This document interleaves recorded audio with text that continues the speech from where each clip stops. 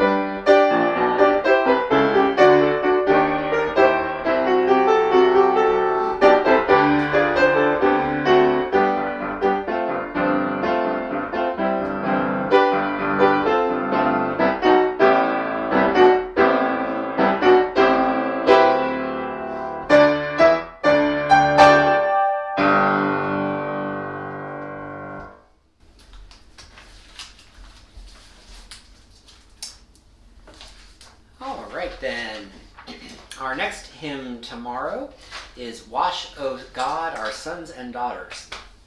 This hymn was actually commissioned by the Methodist Hymnal Revision Committee, I believe it was, and it was written in 1987. It covers a lot of material, so it has God's washing, cleansing, numbering, blessing, compassing with love and light, anointing, reviewing, guiding, freeing us from sin, and made us one with Christ in his new life. We are reborn, recreated, and transformed as we work through this hymn. The tune is much older than 1987. It was actually coming in around 1844. And the tune is Beach Spring, and that is spelled like you would go to the beach, B-E-A-C-H. It's named for Beach Spring Baptist Church in Harris County, Georgia. However, what's really interesting here is that that church is named because it was near two beech trees and it was near a spring, hence Beach Spring. Well, you know trees are spelled B-E-E-C-H. This was an intentional misspelling and it has stuck throughout the years. So it really should be B-E-E-C-H spring, but it's not. So that's just a little bit of useless trivia for you probably, but it's kind of fun. All right, so we're going to do a jazz version of this, and this is Wash, O God, Our Sons and Daughters.